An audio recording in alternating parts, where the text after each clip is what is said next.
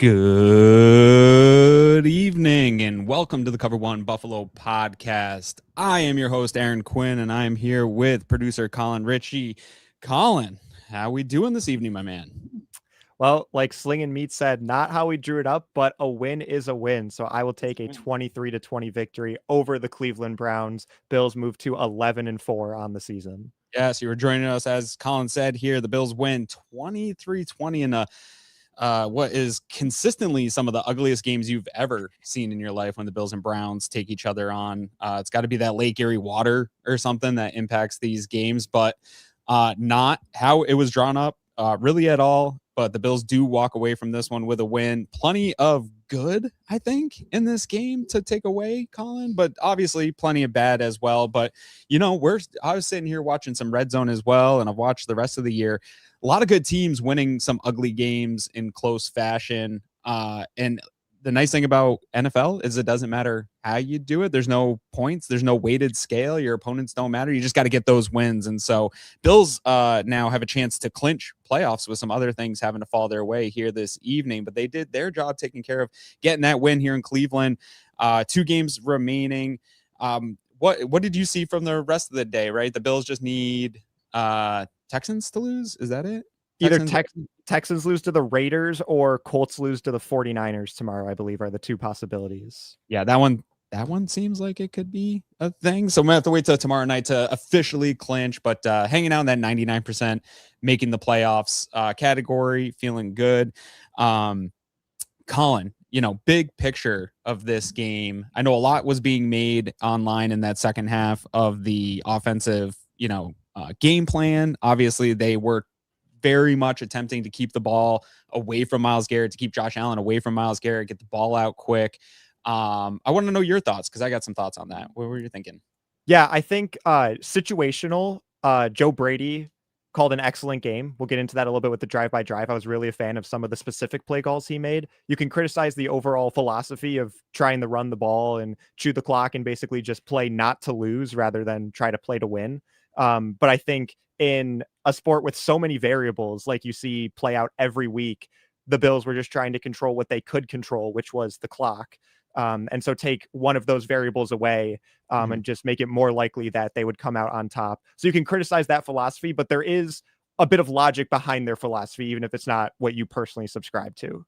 Isn't that kind of the philosophy they've had most of the year too? I mean, the rushing offense is the strength of this team. And obviously in the first half, James Cook 100 yards on 9 carries in that first half. So obviously worked in the first half. It wasn't a bad offensive philosophy to go into. I think a lot of the times my beef with people frustrated about the philosophy of the game plan itself was, I think it was more of an error of execution than it was an error of philosophy. I think you go up against a team with Myles Garrett, who both Greg and I said on Wednesday night is, if you redraft the league outside of Josh Allen, outside of quarterback, Myles Garrett's got to be your first pick. He is an absolute wrecking machine. And when you look at this team, like, there's a lot of good defensive players on there, but the only thing that kept me up at night about this team was Myles Garrett. And so the idea to, keep him away from Josh Allen, get that quick passing game going was there. And then, as we get into that drive-by-drive stuff in that second half, I saw just execution issues, missed passes, missed throws from Josh Allen even. I know a couple drops too. Couple drops. Yeah, big one from Knox there late in the game on a really nice play call in a big spot. And so these conversations, Colin, I've been doing this a long time. These ones are the ones that probably frustrate me the most because we do play the results of it, but there is like a hesitance to blame the players themselves, and it always sort of defers to the play call. And I think Brady deserves plenty of criticism here throughout the year as he's found what works for this team and what doesn't. But honestly, I think you had some execution errors in this game today, both sides of the ball. Really, there was execution errors, but I think the offense performed really well in the first half and then kind of flipped to where the defense performed pretty well there in the second half, especially late in this game. So we can run through here quick some of stats. Let's go through a little bit of each. Obviously, Josh Allen was 12 and 19, so there's some efficiency there, but only 130 yards. He did take the 2 sacks. Obviously, the 1 sack was highly talked about, highly criticized. Also made me want to vomit all over myself when he came up limping and had to go early out into the locker room. But fairly pedestrian day from Josh Allen and your MVP. James Cook, 16 carries, 117 yards, 7.3 per. Obviously, a couple big ones really got that up. Not so much production there in the second half. Obviously, we said he had 9 for 100 in the first half, finishes with 16 for 117, but 2 touchdowns, giving him some more. I bet you have some more stats for James Cook, ramping up the Buffalo Bills statistical running back room stuff. Not much else. You had Ray Davis had a couple. He had 3 for 14. Ty Johnson got his share and got himself a touchdown, 3 for 16. What'd you see out of the run game in this one? Yeah, well, we talk about the Bills' defensive adjustments going into the second half basically every week, but you have to give credit to Cleveland and the defensive adjustments they made. Like you said, we had Cook at 9 carries for 100 yards going into the second half, and he had 7 more carries for just 17 yards in the second half. So credit to Cleveland's defense for taking Cook basically out of Buffalo's offense in the second half. And you saw the Bills try to utilize him in the passing game a little bit more as a result. He dropped that first play action bootleg, but was able to catch the second one. He got that second one for 17 yards, which yeah. So I like that pivot by Joe Brady. If the run game wasn't working, still trying to get the ball into your best skill players' hands to make plays in the open field. Ray Davis, I think, obviously more of a pedestrian day in the kick return game. It's not every week that he's going to have a bunch of long ones. Although I thought there'd be more against this special teams unit, which has been one of the worst in football this year. But obviously, when you are really bad at something, you work on it all week. Obviously, they prioritize that. But yeah, Ray didn't do as much as I was expecting in that kick return game.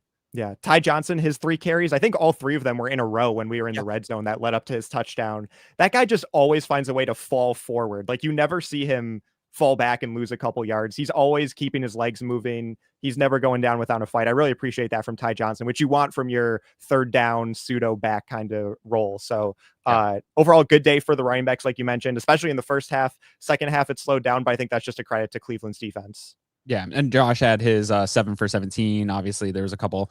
I think some of the other ones hurt that a little bit, but using him in big spots to get some of that short yardage. Obviously, the tush push count as an attempt, but that's only going to get you a yard or 2. But 29 carries, 164 yards on the day, 3 touchdowns on the ground against one of the best rushing defenses in the league. I love your point about the halftime adjustments that they made, because we talk about this a lot lately with this Bills team being a second half team, and honestly I think they've also made some really good adjustments defensively in that second half. But Schwartz is one of the best in the business. Like he was when he was here with Buffalo. Detroit, he had really good success. He's had really good success, really great defenses all along. This Cleveland defense, despite all the issues that Cleveland's had this year, one of the best both pass and rushing defenses in the NFL. And you heard Stefanski come out of halftime and they asked him what they have to do, and he said it right out front, like, we got to stop number 4. So when they went into halftime, that was the conversation in that locker room in Cleveland was, hey, we got to shore up this run defense. And sure enough, they did. And if Buffalo's offense, no matter what the game plan is for Brady, if they don't get that yardage on first down, if it is 3rd and 8, 3rd and 9, or 2nd and 8, 2nd and 9, they really struggle from there, especially when, I guess that would be the one maybe caveat to, I said I didn't hate the game plan. Then when you are trying to get the ball out quick, you're obviously working on some shorter yardage stuff. And then you'll get yourself behind the chains, get yourself into 3rd and long situations, which you don't want to be in with this Cleveland defense. That's Schwartz is going to get you every time in those 3rd and long situations. You saw him dial up some really nice blitz packages that caught Josh Allen off guard in some of those situations. And so hats off to them. I think they came into this one, with some young guys playing game, hoping to play that spoiler role for the Bills and maybe make their path to the playoffs a little more difficult. So hats off to Cleveland that they didn't just mail this one in. Let's go over to the receiving. Obviously, when Josh Allen's not throwing it a ton and you're trying to stay away from Myles Garrett, you're not going to have big numbers from anybody. Shakir, 4 for 35 yards. He did have one nice one where he broke a tackle, got some good yardage. Did have one where those short arms came into play where Josh just kind of missed him long, but he was open and wasn't able to bring that one in. Jackson Hawes continues to be surprisingly not crazy productive, but when he gets those opportunities, he's making the most out of those opportunities. Second in receptions here with 2 for 26 on the day. Shavers had a really nice 1 for 21. Would really like to see him get a little bit more looks. I see opportunities where he's open, and when he does get the ball, he seems to be a guy that's making plays. And then you round out the rest. 2 for Ray Davis, 20 yards. James Cook, 1 for 17. Knox had the 1 for 10, and then which I ended up McDermott challenge was a first down, but then obviously has the big drop in the back of the end zone, which could have sealed the game a lot earlier. And then Josh Palmer, a really pedestrian 1 for 2 yards, which again, similar to what I was saying about Shavers, really wanted more to be there, but we just aren't getting it. And then Kincaid, no targets, nothing from Kincaid. He had the big one. The one target that was out of bounds. Or no receptions. Yeah, sorry. Yeah. One target out of bounds, which I still think, we could talk about that on the drive-by-drive. I think that's a tough one. Obviously, the word inconclusive comes into play there. That's the big part of it right there. Yeah. Yeah. But gave himself a chance to make a play. And I actually, coaching on that one, I like Sean McDermott being aggressive to make the challenge in that moment, because he isn't always. This receiving room, kind of the same thing you feeling me. Shavers needs more. Palmer needs more. Yeah, it's interesting you brought up Tyrell Shavers, because I really think there's something more there with him. Like, he was a great training camp story. He obviously contributes on special teams, made the great one-handed catch in the preseason for a touchdown, and he was finally the preseason wide receiver darling that made the roster. Yeah. But I think he's more than just a good story. I think there is something there. You saw his long touchdown against Tampa Bay a couple weeks ago. I'd really like to see him get a little more involved in the passing game. And then same with Joshua Palmer, like you mentioned, just 1 reception for 2 yards. It was a bit of a manufactured play call because it was the play action rollout to get him the ball. So again, I appreciate Joe Brady trying to get the ball into the hands of his playmakers, but I'd love to see Josh finding Palmer automatically in regular passing situations more often than he has been really at all this season. The one time he was the Falcons game, and then Palmer went down with the injury. And then you clicked on Hawes a little bit too. He's not the most productive in terms of eye-popping stats, but you didn't draft him to be the most productive receiving tight end. You drafted him to be a blocker. And so I think really anything he can offer in the receiving game is just a bonus. And he's gone above and beyond what most people's draft expectations were of him. I think that's such a home run pick for Brandon Beane, and probably one of his best draft picks of the last couple of years. Yeah, it's fun because we were kind of making fun of, like, he's just not a pass catching guy, but he does every time the ball comes his way, he is making plays. I'm not saying I want more Jackson Hawes in the offense, but I do think that, it's really, like you said, it's a nice bonus when that guy that is a real weapon in the run game. And I think an important part of what James Cook's season has been, and probably underrated rookie in that sense, being able to come into the team and make such an impact. But it's an impact that probably doesn't get the recognition it deserves on a national scale, and it probably never will. But when you get any production from him, and especially when he leads your tight ends on a slow passing game here, one thing I want to ask you about Brandon Cooks. 1 target, obviously, that would have been a tough catch for him, but Josh gave him a chance to make another play this week, and that's 2 weeks in a row where he's had big plays not coming down with the ball. I'm not saying anything about Brandon Cooks specifically, but then you also had Keon Coleman and Gabe Davis as healthy inactives in this game.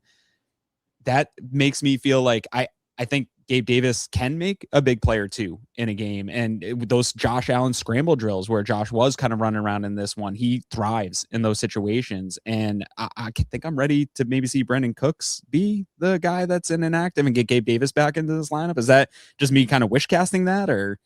No, I was really surprised to see Davis as a healthy and active for the second week in a row. You know, you joke about the Bills bringing back all of these old guys that they used to have, but especially the way the receiving core was looking in the beginning of the season, Davis was an upgrade over some of the options we had out there. And there's a level of familiarity and trust with Allen. Davis is great along the sideline, getting his feet down in bounds consistently, and he's really good for a couple big plays a season. I would have loved to see him active in this game. I think Cooks hasn't helped himself since he's been here. He's gotten 2 targets. He's bobbled the first one a couple times, then ran out of room to get his feet in bounds, and then dropped this one. I thought initially on that Cooks drop that him hitting the ground so hard is what dropped the ball for him. But on the replay from the other angle, he lost control of the ball before he even hit the ground. So I would have understood it if it was the impact on the ground that made Cooks drop the ball. Yeah, just really disappointing through 2 weeks with Brandon Cooks for a move that I was really excited about. Just not living up to expectations. And I would like to see Davis elevated and on the active roster for the next game, potentially over Brandon Cooks if they're only going to keep dress 5 wide receivers. Yeah, and I don't know, was there any news on McCole Hardman coming out of that game? He took the 1 punt return that I saw, and then it looked like he was not the fastest guy in the world on that one, and then we saw Shakir for most the remainder of the game, I believe. But when I saw him active in this game, I thought, the way we've heard Sean McDermott talk about him, the way we heard him talk, even after the fumble on the punt, he didn't really speak on that. He just talked about the explosiveness and even talked about the shot play that they took to him that almost hit in that game, his first game here. And I thought if he's going to be an active receiver and you don't have Gabe Davis and you don't have Keon Coleman, that there would be at least a manufactured play action deep shot just to get the defense to loosen up a little bit, because the Bills don't have really that kind of speed guy. And maybe Cooks has kind of gotten a couple of those targets where it's a deep play where he's gotten open. But I assume if Hardman's going to be in, he's going to just streak down the field 1 or 2 times and Josh is going to uncork one, almost in the way the Chiefs have done in the past with Xavier Worthy, where like, even if it doesn't hit, just knowing that the threat that he's going to present that. And we didn't see that today. Did you expect to see something from Hardman here in his return? Yeah, like you said, especially the way Sean McDermott talked him up in a game where he fumbled a punt return as well. McDermott focused more on the positives of what he brought to special teams and to offense. And then he was just elevated from injury reserve. His 21-day practice window just opened up, and they already put him in the lineup over Gabe Davis, over Keon Coleman. So I definitely was expecting a little bit more. And then I noted that too, that in the second half, Shakir returned the punt and it wasn't Hardman out there. There was no report from the Bills officially that he got injured. So I don't know if that was a situational decision where you just wanted the secure hands of Shakir to make the punt and make sure there wasn't a turnover like on Hardman's return against Tampa Bay a couple weeks ago. So that might have been a situational thing if there was an injury. No report that I saw either. Yeah. Real quick here before we flip it over to the other side of the ball, Greg Thompson in here in the comments. A win is a win. Love you guys. I wish I could be there with you. Thank you for all the kind messages. It's meant a lot. Go Bills. I do want to take a second. I love Greg. I've been doing this with Greg for a long time now. He's become a very close friend of mine. I'm so sorry that you and your family are dealing with that. If anyone doesn't know, they lost a close member of their family too young, and no one needs to have to go through that, especially here. Arthur Kraft gives us a nice super chat here, and if possible, please donate this to Greg's favorite charity. I think what charity it is, but we'll ask Greg specifically which one he wants. It's always sucks to lose someone close to you, especially during the holiday season, and that couldn't be more true. Nobody loves Christmas more than me, but man, hate to see that during this holiday season. So Greg, I love you, man. I hope you and the family are doing as best as you can during this holiday season. And thank you, Arthur, for that donation to Greg. I know that means a lot to him and his family on that one. All right, let's keep it going and flip it over here to the defensive side of the ball. How about Jordan Poyer in this game, continuing to prove Father Time wrong and prove that he is washed over the last couple of seasons wrong. Coming back to Buffalo, fitting perfectly into this one. 11 total tackles, 6 solo, a half a sack in this one, and a QB hit, tackle for loss.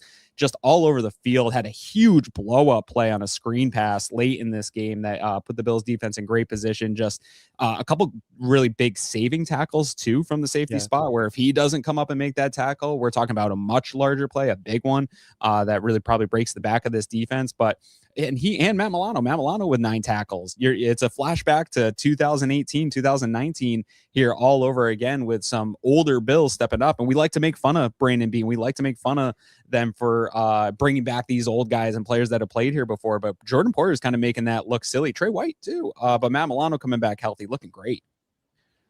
Yeah, Poyer with the interception on Cleveland's second drive, too, when they were starting to get into Buffalo territory. A big game from him. And it seemed like just last week we were talking about Tre'Davious White and the big game he had and how the Bills bringing him back was such a boost to the defense. And now Poyer has already been proving that this season. The stability he's provided next to Cole Bishop, I think, has helped elevate his game in his sophomore season as well. Like you mentioned, Poyer, though, this day really shined for him in the box score. Like you said, with the half sack, the interception, 11 total tackles.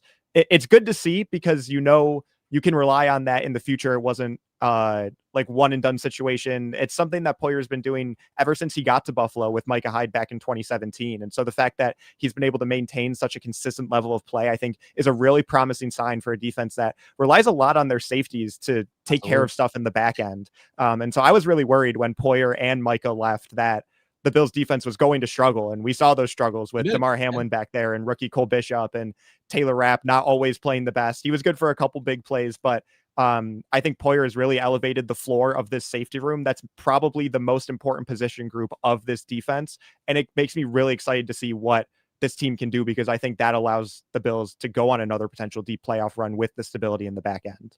Yeah, I mean, when I was scouting this Cleveland team, especially with Shedeur Sanders, one thing they like to do is take some shot plays, and they just weren't available to him. And I think it was Yards Per Pass had a tweet during this game that was like, it was almost like Shedeur Sanders saw 13 Bills defenders in coverage at times. And they were able to get some stuff underneath, and the Bills still are struggling to rally and tackle at times. So they were able to get some production through the air, but that ability, and what's most notable to me about that, Colin, is this is a complex defense. It's been talked about, especially on that back end.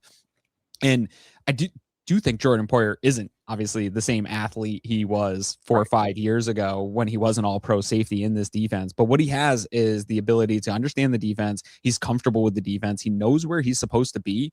And that ability, we talk about it all the time. Like when you start to lose some of the physical ability, the mental ability almost makes up for that, and the ability to process. Like if you're a step early processing, it almost makes up for the step maybe physically that you've lost. And he's on full display right now. And I think Matt Milano is another guy that is probably lost a little bit of a step, but that ability to process. Obviously hated to see Judkins go down with the injury in the way he does. He's a fantastic player. I'm super excited for his future. Hated to see him get hurt, but that was vintage Matt Milano. And to me, that was all processing. He saw that play from a mile away. Shedeur kind of hung him out to dry on that one, but Milano came in like a missile, hit him there. And so it feels like Matt Milano's back. And to your point about Poyer, like if you're going to go on a deep run, having Matt Milano play with the game-changing play ability that he has and the way that he's been playing, you're going to have to rely on that. Right. And so 2 points. First, to talk about that Judkins play. Obviously, a super unfortunate injury for a promising rookie, but that immediately quelled the biggest threat Cleveland had offensively to Buffalo's defense. Judkins is by far their best skill position player, and they're already without their other rookie running back, Dylan Sampson, and their running back from last year, Jerome Ford. Sanders looked all right, though. Raheem Sanders looked all right. But yeah, and then I saw Williams in the backfield, and I was like, who is that? And I had to go on ESPN depth charts to look at Travion Williams, like the old Bengals running back. Like they were on their 4th and 5th string running back. So what a major injury for Cleveland's offense. But terrible. Then, terrible. And then your second point about the Milano just being able to make a couple game-changing plays, or Poyer with the interception. Trey White had an interception last week. Another guy that normally is one of the catalysts for those big game-changing plays is Terrell Bernard. And we've seen him dealing with lots of injuries this year. He was back in the lineup today, but only in base sets to start, with Shaq Thompson getting the start in 2 linebacker sets next to Milano. And then you lose Shaq Thompson to an injury. So Bernard, who's probably not 100% still, forced to play a more starting caliber role. And I really wish the Bills just had the personnel to let him develop and heal fully back to 100%, so that you have your team captain on defense, the guy that generates so many game-changing plays. He had the game-sealing interception against Miami earlier this year, and I think it's just costing the defense a lot right now to not have Terrell Bernard at 100%. I agree. I love that point. It's such a frustrating conversation surrounding Terrell Bernard this season, because I don't think we've seen him super healthy. He was playing on kind of one foot for a lot of the season with that ankle injury, and then obviously he hurt his elbow. He is on the way back. I know he was a full participant in practice, but I kind of had this argument with somebody on Twitter that just because he's a full participant doesn't mean that he's back and ready. Like this isn't Madden football where like their injury just goes back to 100. There's also it's hard to go miss 2 to 3 weeks and then come back into an NFL game. I don't care if it's against the Cleveland Browns or whoever. You can't replicate being back in an NFL game. So that alone takes time to come back from injury. And so it's a very muddied conversation about Terrell Bernard. I will agree that he has not looked to what I think his ceiling was 2 years ago. We haven't seen it. He's missing tackles. He's a step slow on stuff. The process are still there. I think as this game went on, we saw a little bit better from him, a little bit better play. I know he made a really nice play with Taron Johnson on another screen pass that he came up and made a play on there. And so I do think right before his injury too, I think that Tampa Bay game, he was playing pretty well. That Texans game, he was playing pretty well in. It seemed like he was maybe getting back to where he was. Then obviously the injury happens again. And then he and Shaq Thompson kind of seesawing injuries this year, right? Shaq got hurt earlier, and then Terrell was kind of forced to play injured while Shaq was hurt, which didn't help the case of what kind of season he's had.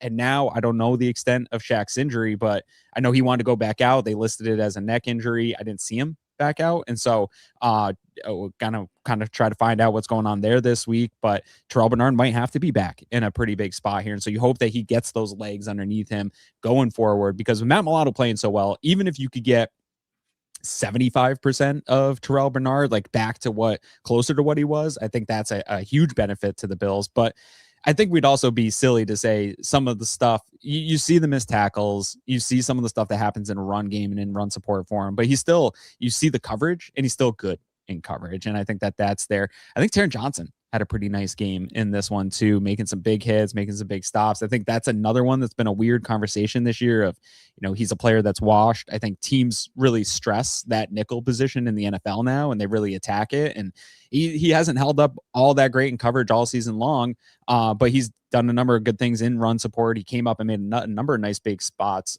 in this game. And then Trey White didn't have a huge game, but on that, there was a big third down in the red zone where he came up and made a play on the ball, dislodged the ball from one of the tight ends, and just continues to, in those moments, he is making decent plays and not being a vulnerability. Yeah, and just to round out our defensive conversation now, getting to the defensive line, I think Greg Rousseau had one of his best games of the season, especially as a pass rusher. We've seen him really consistent all year as a run stopper, but the sack numbers haven't really been eye-popping. So 2.5 sacks today. Some of that was Shedeur and his lack of pocket awareness, but 2.5 sacks for Rousseau. And then the other... Sorry? You play who you play, right? Like, right.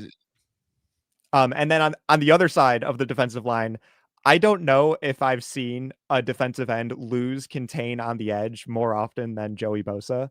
And I know, well, maybe I feel like it's happening more with Bosa this year. I think offenses are purposefully attacking that, because the Browns ran like 4 jet sweeps to Joey Bosa's side of the field. Oh yeah. And I think you take the good and the bad with that, because the flip side is Bosa crashing in to stop runs and creating havoc, like you said, which is really important in defense. You've talked about that a lot this year. He has some eye-popping numbers. He's getting sacks. He's getting forced fumbles, but then losing contain on the edge as often as he does. I would love to see a little bit more of a balance with Joey Bosa, and just kind of understanding the situation and the fact that they've been really attacking that weakness of his to maybe settle down and play your position a little bit more than just going after where you think the ball is. I think I'm disappointed. I thought when they signed him, he's one of those guys that I felt like the tape maybe lied, or maybe I didn't follow the tape to where he was. I thought he would actually be a much better part of the run defense than he was at this point in his career. He's got the size. I saw some pretty good run defense from him the last couple seasons that he was playing. And I didn't think the pass rush productivity was as good as it was in the past. And we've sort of gotten the opposite here, where the pass rush productivity has been very good, splendid from Joey Bosa in this season. And then the run defense has not been an addition to the run defense. And you are seeing teams start to attack it. I do think some of it is what the Bills want their edges to do. And I think this ties into the Greg Rousseau conversation of why doesn't he have the sacks that match the contract? And I will say that's another frustrating conversation. He's still on his rookie deal. So yes, they did extend him and they did give him a good contract, but they're not paying him that big contract yet. He's still on that rookie deal, and he is a pretty good pass rusher. But I think what the Bills are doing is same kind of thing they had with Von Miller, where, you get upfield, you get aggressive, you create the havoc, Joey Bosa on that side. And then Greg Rousseau is more of a contain, right? And he's just kind of rushing that contain, a little bit more of a conservative lane. So he's not getting as many of the opportunities to get back there. And you see that kind of playing out for Bosa, being a little bit more havoc, being a little bit more get upfield, rush the passer type guy. And the numbers are favoring Bosa. But in this one, I think if I was the coach giving out a game ball, it goes to Greg Rousseau. He made plays that allowed your offense was stagnant in the second half. Your offense kind of shot yourself in the foot and allowed Cleveland to make a comeback and make a run at this. And multiple drives in this game, Greg Rousseau took over and he got the 2.5 sacks, but there was more plays there that don't show up in the stat sheet that Greg Rousseau made.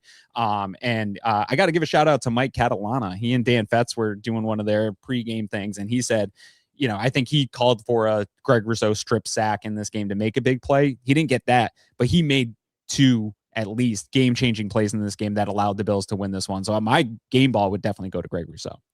Yeah, he had the 2.5 sacks. He also had the would-be sack on the Shedeur Sanders intentional grounding that sent him back to the 1. Yeah. So like you said, and that's been Rousseau's game all season, and even in previous seasons, it's making plays that don't show up in the stat sheet, whether it's fitting the run, making sure you're not losing contain, or getting pressure on the quarterback, forcing them to step up, and then Ed Oliver collects a sack or Daquan Jones collects a sack. It's the plays that go unnoticed and aren't recorded in the box score. And then when you go back and look at his stats at the end of the year, you think, oh, he had a quiet season. But if you're really watching week by week, game by game, you're seeing he's making more of an impact than the stats lead you to believe. Absolutely. Yeah, no, I loved what we saw from him today, and it finally gets to hit home. I said it last week. Somebody asked the question in our chat of, what's it going to take for Greg Rousseau to get more sacks? I think it's patience. I think he's close. The pass rush is there. He's there a number of times. You saw it again today. Like, I was getting frustrated because it felt like he was close a number of times in this game before he actually started getting going. The patience, I think, has paid off, and he did collect some of the sacks in this one. Another shout out that didn't have a great box score, but Deion Walker with 2 pass deflections. One of them ends up being a pick, getting those hands up. Shedeur Sanders, obviously a shorter quarterback, going to struggle with that probably his entire career, but you had 4 or 5 passes defended. I counted at least 4, I think, right? Walker had 2, Bosa had 1. Daquan Jones also, I think, had 1 in this game. And so great job by the defensive line coach of reminding everybody to get your hands up. You got big dudes with long wingspans, get those hands up. If you're not going to make a play rushing the passer, you can still be productive and create havoc by getting your hands up. So not all good though. We're kind of spinning this in a positive light. Obviously, the Browns are the worst offense statistically in football, and it's not really close. And that's a little tough to judge because it's only been a couple weeks with Shedeur Sanders. Obviously, Judkins got going a little bit in the first half here.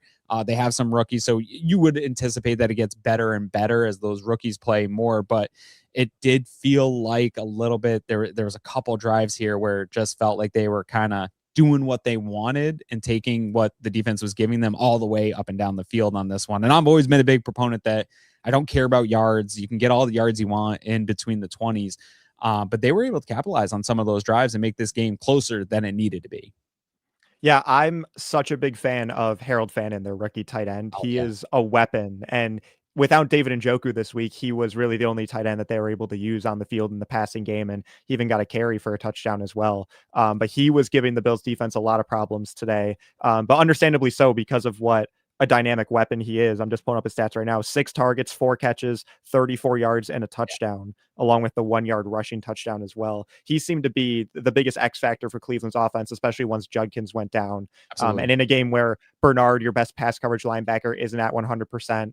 Taron Johnson's been iffy in pass coverage all year. Matt Milano, we talked about, isn't the player he once was in pass coverage. I think that was a great game plan for Cleveland to focus heavily on Harold Fannin. Yeah, I think it's a big part of their future. I don't know what the status with Njoku and his contract, but if you can keep those 2 tight ends together for a court, if it's going to be Sanders, I don't know what they're going to do when it comes to draft time, but at least you have, obviously we all hope Judkins recovers. I don't know what the actual injury has been said for Judkins, but obviously you hope he recovers. You've got some nice rookie pieces there for Cleveland. So they showed some stuff on offense in terms of Sanders got patient, but obviously those pass deflections turning into interceptions killed them.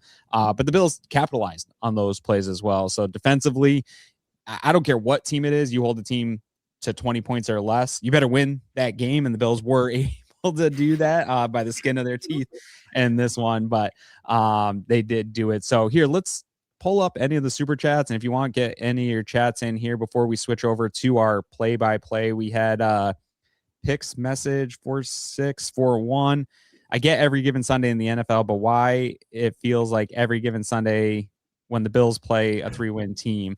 I think that's the league. I do. I thought the 10.5 spread, I get it. It makes sense. I'm not a betting man. I probably would have taken even though I picked the Bills to win by more than that. It's a one score league. The games are close. I also think the Bills have come off a couple big emotional victories, comeback victories the last couple of weeks. This set up to be that kind of like trap game where you go on the road against a really inferior opponent. You make some mistakes. You don't complete some drives on offense. You give them a ball, and all of a sudden it's like, oh, they're in the game late. Like, how did that happen? But obviously you were able to pull another one out here. But is this just the NFL? It's all one score games and it's close games? I mean, obviously it's not every week for every team, but I think this is really focused on the lens of looking at it as a Bills fan. This is a Browns team that beat the Green Bay Packers earlier in the season, who are now fighting for a playoff spot after losing to the Bears. So it really is any given week in the NFL for a lot of these teams. And obviously the bad teams end up losing more games than the good teams most of the time. But this is not really just a Bills issue. And I don't think it should be painted as such, because that's unfair to what we see a lot of teams deal with across the league. The Chiefs, granted, they didn't have a lot of their players today, but they got shelled by the Titans today. Most of their people that were out, they didn't have Mahomes, they didn't have Rasheed Rice. That was on offense. Most of their defensive players were still playing. And Cam Ward and Tyjae Spears in an offense that was really struggling all year dropped a ton of points on them this week. I really think it is just a week-to-week league, and there's just so much variance and so many things that can one play changes everything, right? And so I don't think this is just a Bills centric issue, and you can feel that way because you just watch the Bills games, but I'll have to disagree with this one. Yeah, I mean, there'll be plenty of examples of games that are close. I think you look at the New England Patriots record and some of the games that they won, and they have a last place schedule, played plenty of bad teams and pulled off some real tight ones in those ways too. David Arena here, giving more. Sorry to hear that, Greg. Sending love. We appreciate that, David. I know, again, Greg's family appreciates that. Greg appreciates that love. Nobody wants to be dealing with that kind of stuff. And so shout out to Greg. Hope you're still here, at least here watching us, joining us here. Let's flip it over to the play-by-play, drive-by-drive of this game. Obviously, man, Browns start out, and this had to frustrate every Bills fan. You come out, 6-yard swing pass to Judkins. He gets 3 yards, 5 yards. Your boy Fannin with 11 yards. They're already past midfield, 4 plays into this drive. They start with that reverse, like you said, kind of going towards Bosa, kind of stressing those outside runs. You saw it early that they were going to make a play for that 21 yards from Bond on a reverse. Obviously, the Bills caught on to that later and were able to get some stops on that later, but teams have shown that they want to attack the edges of this Bills team. Like you said, attacking Bosa, making those linebackers chase horizontally. That worked there. You get a 7-yard pass to Judy, then 3 yards to Judkins, and then you get the 13-yard touchdown to Fannin. And all of a sudden, it was just easy. They got what they wanted. Obviously, the Bills defense historically has struggled with the scripted plays. Stefanski, still a really good offensive coordinator, attack the Bills probably in exactly the way he wanted, but the scripted stuff, they walk right down the field and score. Where's your head at on that drive? Yeah, the biggest note I took of it was they saw New England run a trick play last week and decided to run a very similar looking trick play on the opening drive of this game. And obviously it's tough to game plan for trick plays and really know how to defend that. But that just showed me that Cleveland was not going to let this game be an easy win for the Bills, and they were showing up to play.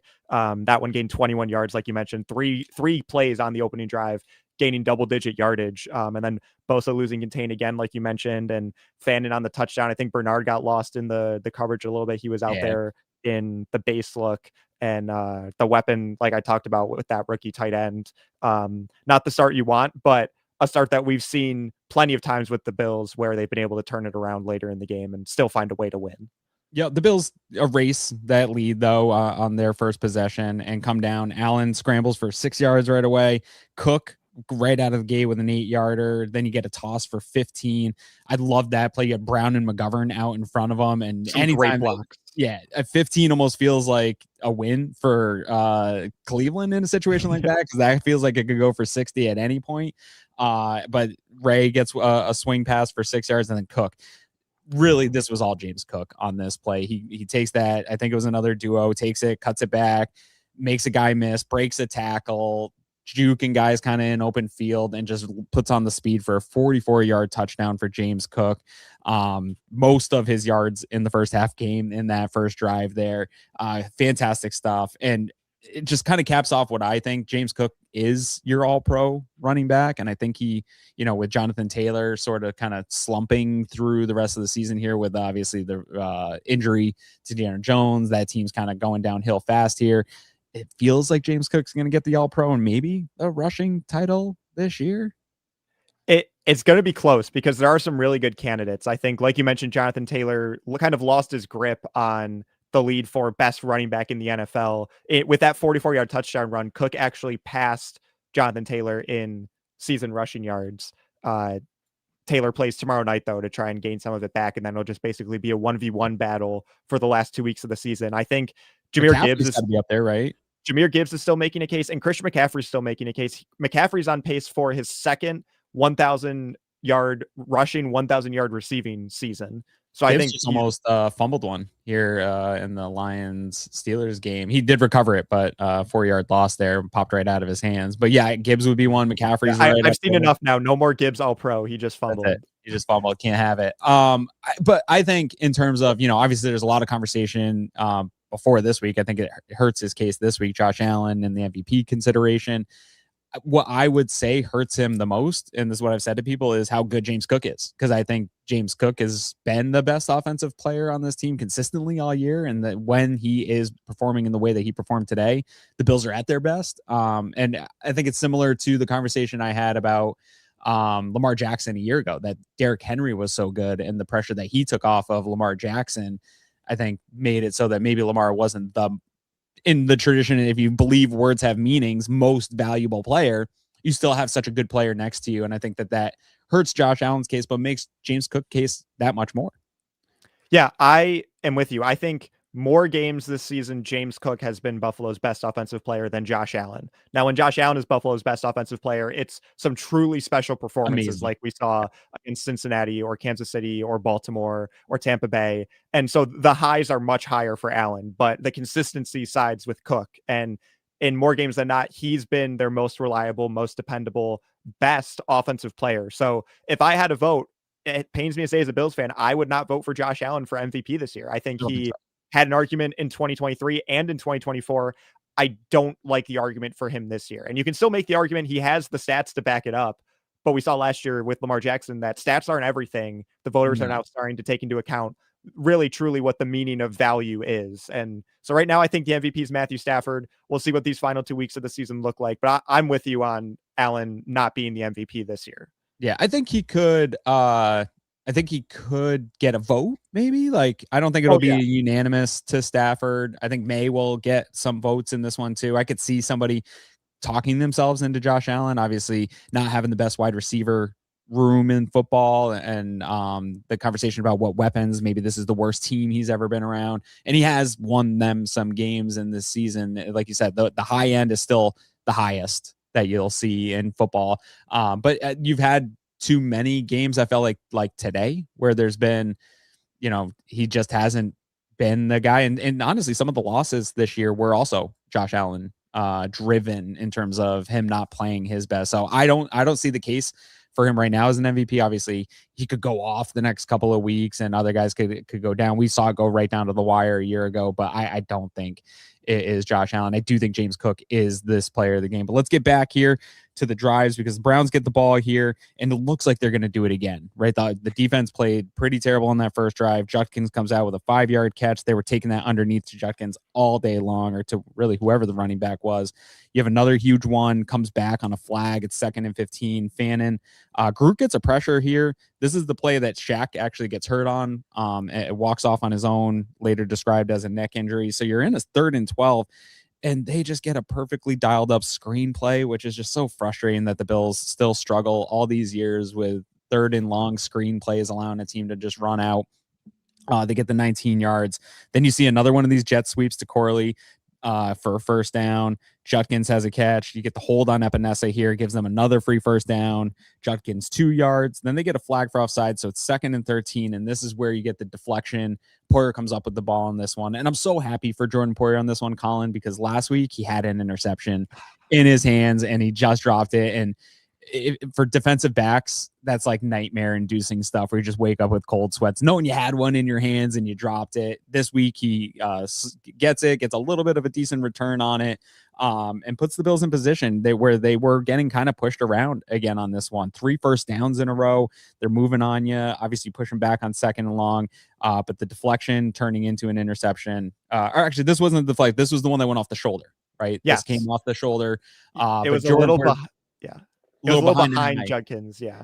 Yeah. And Poyer be able to come up with that big play, just being in the right spot. That's what he's made a career of, is just being in the right spot and making plays. So good for him. Adds to his great day here for the Bills defense.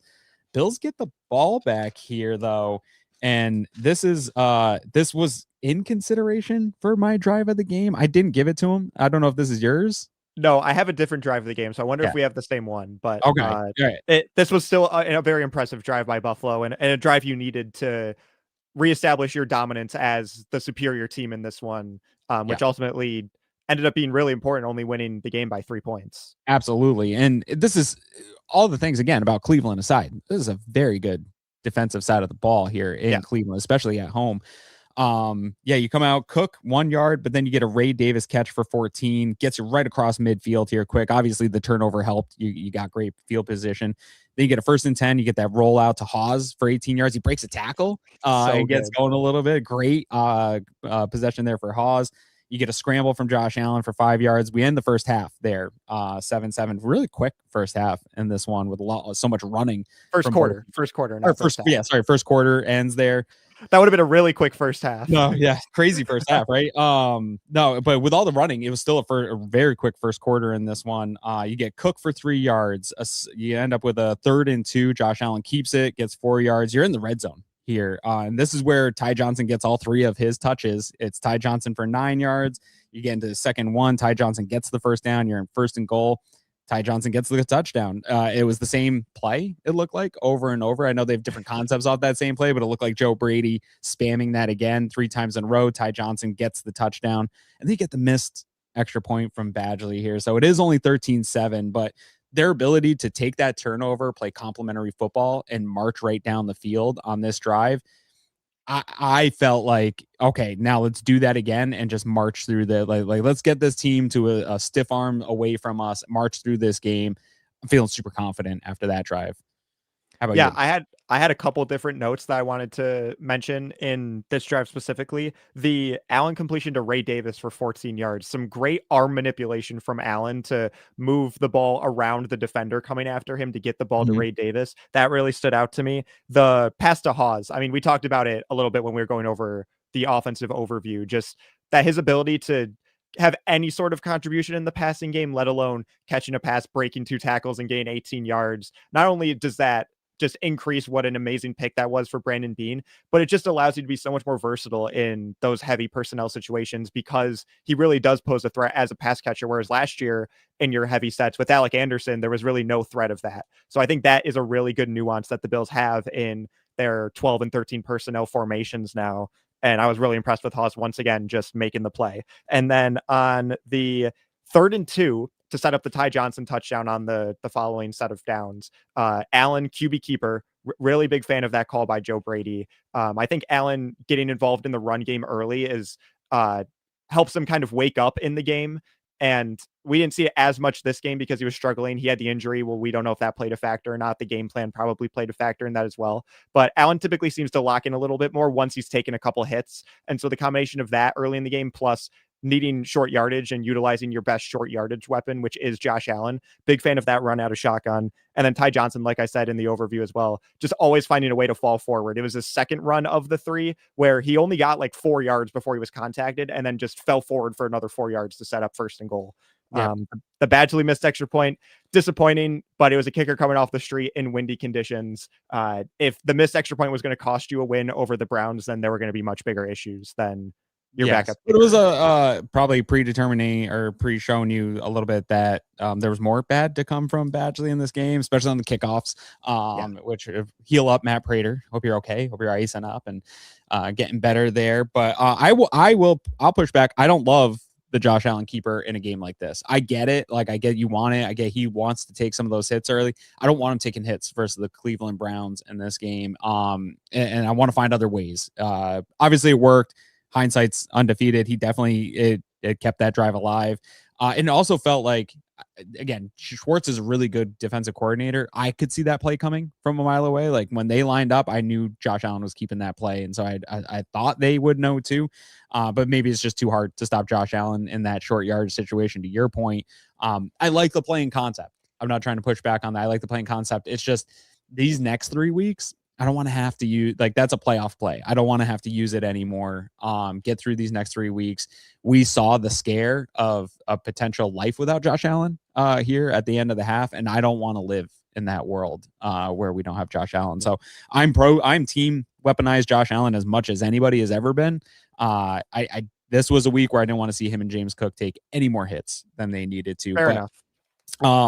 But it worked, and they go up 13-7 here, but the Browns push right back. They go right back down the field here. Judkins on a toss for 3.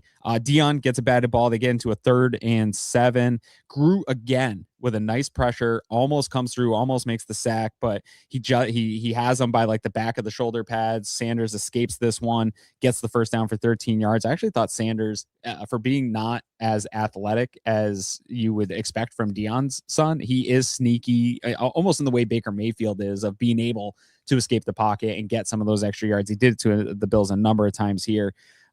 Judkins gets stuffed not stuffed, but he gets a 2-yard gain, which felt like a stuff at this point in the game, where how good they were running. But then he gets a catch for 9 yards. Obviously, they were just targeting him at, like you said, in the offensive side, or on the defensive side, that he is their number one weapon here going forward into this game.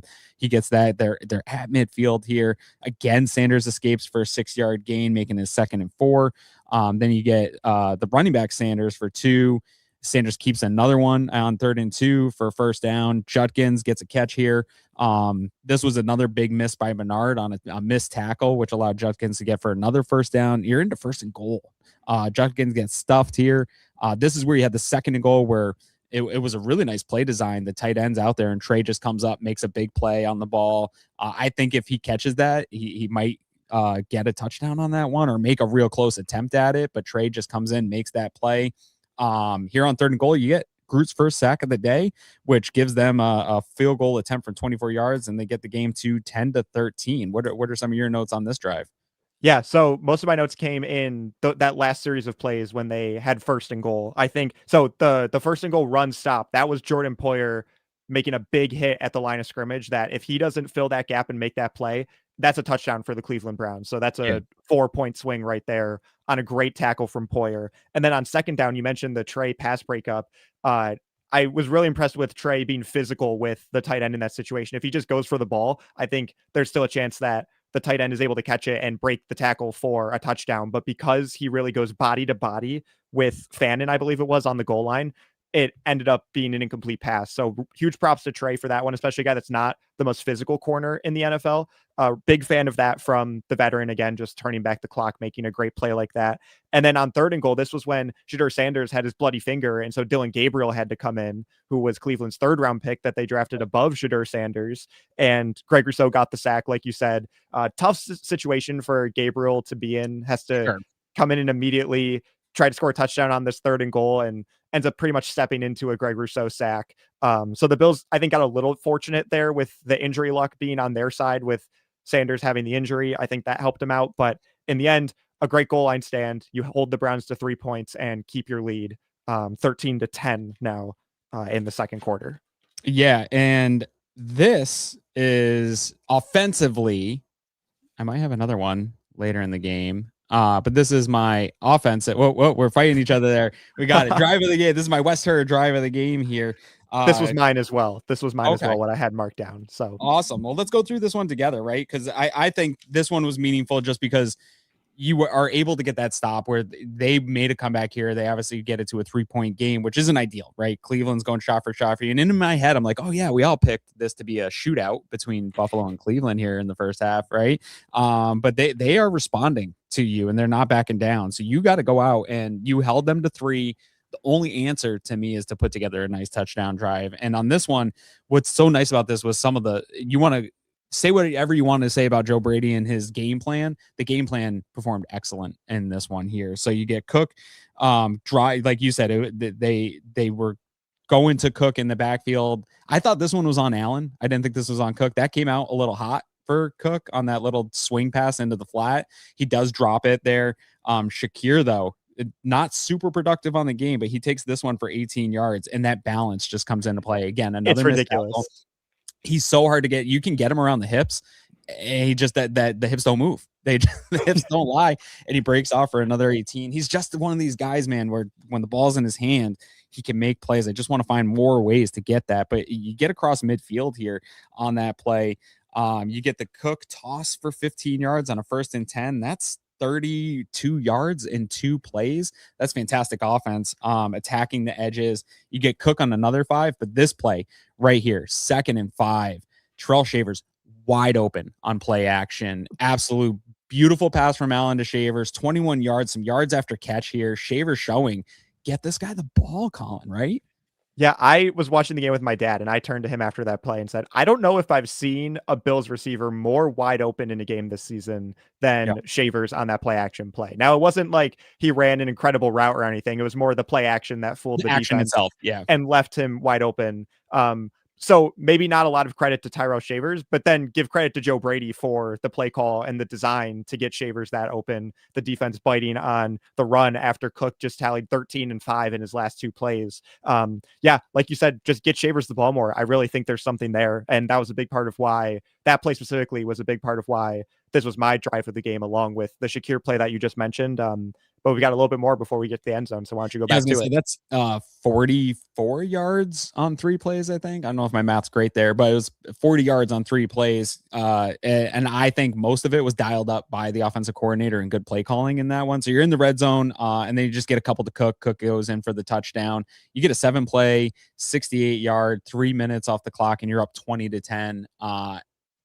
It doesn't end this way, but gosh, man, I'm feeling like, okay, we can even get a stop and maybe get more points going into half and just blow this game wide open. I felt like this was a spot in this game where this was going to just get blown open. And honestly, as close as this game got, Colin, I think at this point here, it's like an 80% win probability, and it doesn't decrease even as close as it got at the end. I think that the most that they were able to get it to was Cleveland got to an 18.8% when it was 20-3 or 23-20 late in the game. And so at this point, the win probability is up in the high 80s, and you never really lose grip of it from here. But so that's why it's my drive of the game. It gave you the 2-score lead and allowed you to make some of these mistakes that allowed Cleveland to get back in this one. But a fantastic drive. Anything else to add to the drive of the game here? I'll just say to conceptually think about this. So we're just before the 2-minute warning in the second quarter. And to this point, Cook is up to his 9 carries, 100 yards, and 2 touchdowns. So from this point on, James Cook only gets 17 more rushing yards in the entirety of the second half and final 2 minutes because the Bills got the ball back again. Because he had 9 and then 16. So 7 more carries. 7 carries for 17 yards. It really felt like you mentioned, that this was the tipping point and that the Bills were just going to break this game open. And okay, it was a competitive first quarter, but now the Bills are going to boat race them. And it really wasn't the case. And a bit of a surprising result after that. But this drive was so crucial to the Bills ending up with the result that they had, which was the win only by 3 points at the end of the day. Getting the 10-point lead on the Browns ended up just being too much for them because they don't really have that many pieces on offense to compete. So I think a very valid West Herr drive of the game. Shout out to the guys at West Herr. A little bit more shenanigans in the first half before we get to half number 2. So I'll throw it back to you. Yeah, man, this was frustrating for me as a big fan of the. I know Greg and I have made these arguments back and forth of, do you defer? Do you want to get that opportunity for a double dip at the end of the half? And the Bills have not been fantastic at converting on those this year when they do have the opportunities. And it felt like the defense gave you one. So it's up. You're up 20-10. They get the ball back. Judkins goes for 4. You get to the 2-minute warning. This is where Milano on the 2nd and 6. And this, I felt bad because I was celebrating what Milano did on this play because I think it was special. I think it's exactly who Matt Milano is. It showed the vintage Matt Milano that he's able to process and explode like that and make just a game-wrecking play. And obviously Judkins goes out. I did feel bad, but that was on Shedeur Sanders more than it was on Matt Milano. He put him, that's like a classic hospital ball. That wasn't a great throw to put him in that position. I do hope Judkins, though, does heal up from that terrible injury. You get to a 3rd and 12, Sanders incomplete. You force him a punt. This is a quick drive. You're about to get the ball back with still almost about 2 minutes and a couple timeouts. I think the Bills still had their 2 timeouts in this situation. So you're about to get the ball back. I think it was like 1:49. They're about to punt. You're about to get the ball back. And I'm thinking, wow, I just saw some of the play calls that you dialed up. I saw the 40 yards in 3 plays. Like, let's go. Like, get Joe Brady back out there. Let's get to it. And it couldn't have gone any worse for the Bills from here to finish off this half. It could have gone worse if Cleveland was able to capitalize on it. But you get Shakir on a screen, which I actually like starting the drive out there. You get some yards. You get to a 2nd and 1. And on this screen, Aaron, on that screen on first down, Spencer Brown threw a Cleveland Browns linebacker back 6 yards. Yeah. And I had to rewind to watch it again just because it was so much fun watching him bully Cleveland's second level on that play. I just had to shout that out. I know people hate that play for Shakir, but I mean, if you can get a quick 9-yard out of the gate, but what I didn't love is on this 2nd and 1, it didn't feel like there was like a sense of urgency to like, hey, let's get back up and take another shot. You're in 2nd and 1. And this one, if you're going to complain about any of the play calls, this felt like all day you've been avoiding Myles Garrett. You've been doing specific things, whether it's getting the ball out quick, the screen game, quick outs to the flat. This one felt like it was just a straight up drop back and they allowed to rush the passer. And obviously you saw Sugar High Josh get involved in this one and you lose a ton of yards here. This is the one 22-yard loss, I think, on that play. 22-yard loss. And Josh Allen comes up limping. Everything in my life is just caving in around me. I went to a wing eating contest last night, so my stomach's been I've been having a tough day. And the meatball subs you made too for lunch that I saw on Twitter. Yeah. Well, when you have a tough day like that, you just got to pour more grease in your stomach. So, but no, I'm just feeling sick to everything. And then you get a false start on 3rd and 23 and you have to punt from this situation. All I'm thinking is like, God, just please don't allow them to get a block punt in this situation. Yeah. But not only that, on the punt, you also get a face mask, which gives them a free 15 yards and puts them pretty much in field goal range.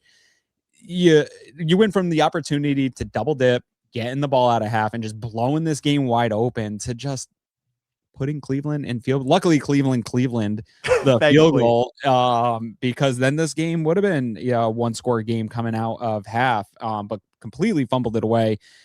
It's Josh Allen's fault, right? Like the Sugar High Josh got going and he just was so scared, I think, of Myles Garrett. He just started running, and this was one of those times where it's like, man, just get that ball out, throw it away.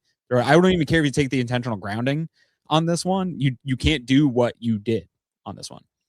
Yeah, and in terms of the history that Myles Garrett is chasing, it was initially the stat was that I think it was Mason Graham, their rookie defensive tackle, that got credit for the sack. Yeah. And then at halftime, the NFL adjusted the stat sheet and gave Myles Garrett half a sack for this play. So putting him half a sack away from tying the 22.5 sack single season record.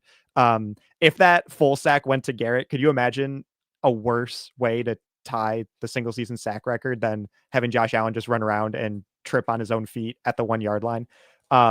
That aside, thankfully, Cleveland's, and that's one of the few times in the game that you'll really see people talk about any given Sunday, and you could lose to the Browns at any week, right? But bad teams are still going to have bad execution more times than good teams. And you saw that here. Shout out Corey Bojorquez, former Bill. I think it was more the low snap than the bad hold. Yeah. Because the low snap, it was low and too far to his side. He had to reach over low, grab it, and try to pick it back up. And then he got up and started to run, saw Greg Rousseau in his face, and just chucked it on over to the sideline, which is what Josh Allen needs to do on second down. So hopefully he takes note of that for the future. Take note. But yeah, the Bills are able to escape, but everybody in Western New York is just on edge because Josh Allen walks off into the locker room early while all of that is going on. He's heading into the locker room. Don't feel great. Josh Allen ends the first half 6 for 7 for 86 yards. And obviously we talked about it a bunch. James Cook put up a full game's worth of statistics with 9 carries, 100 yards, rattling off 11 yards per for 2 touchdowns. You feel pretty good, right? But you're not sure what's going to happen. Here before we get into the second half, our guy Patton, always in Discord, always engaging with us, always here. I see you in the other shows too, Patton.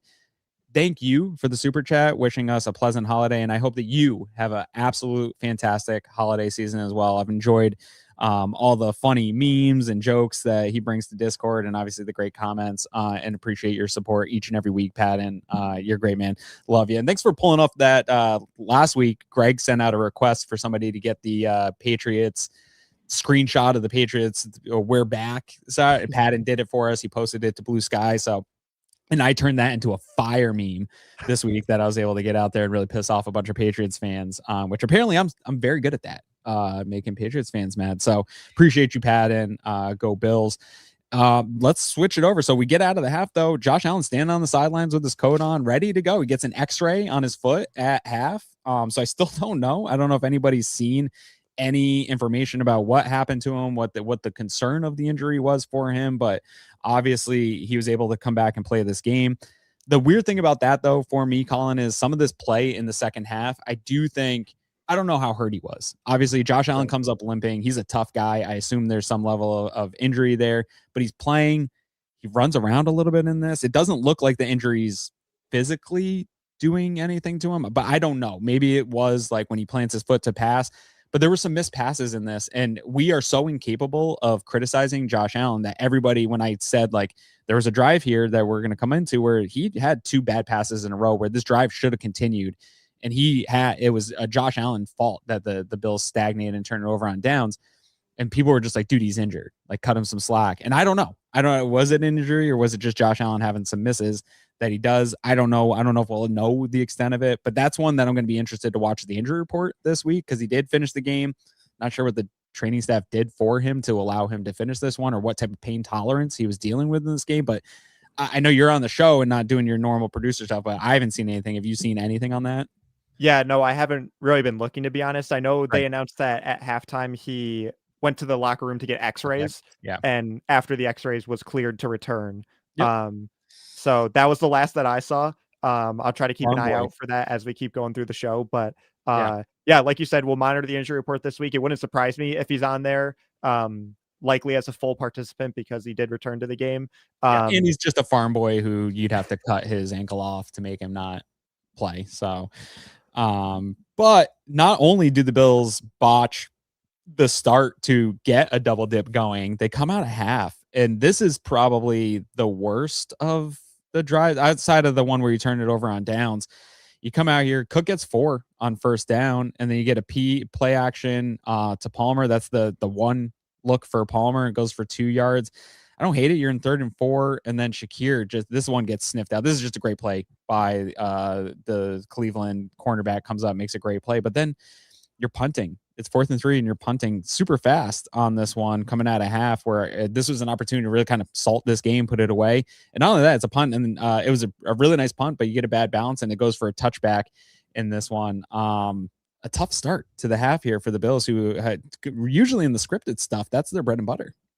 Right, especially in the second half of scripted stuff as well. We know the point differential. I think they just a week or two ago, I saw that they were like plus 74 in the third quarter, which by far led the NFL. So this is the best team in the third quarter, and starting off 3-and-out in what's still a close game. It's only 10 points at this point, giving the ball right back to Cleveland. Not the way you wanted to start. And then Wisnowski with the punt, couldn't get the bounce you were looking for. Jordan Hancock lets up a little bit as the gunner, and then once he realizes the punt is in front of him too far, it's too late, and it bounces into the end zone for a touchback. Unfortunate timing. I think if Hancock kept running, he would have been able to save it. Between that and Hancock also had the 15-yard face mask that set up the last Yeah. second field goal for Cleveland. So not the best day on special teams for the Bills rookie. I still have high hopes for him in the future of Buffalo's defense, but on special teams today, he was making plays for the wrong reason, unfortunately. Yeah, but the defense here gets you ball back. You get 5 yards to Fannin. You get a 4-yard run. Sanders picks up the first down on a 3rd and 1. And then on the 1st and 10, this is where Bosa gets a deflection, goes right into Daquan Jones' hands for Daquan Jones' first interception of his career here. And he rumbles a little bit on this one, gets a couple yards in addition to the interception.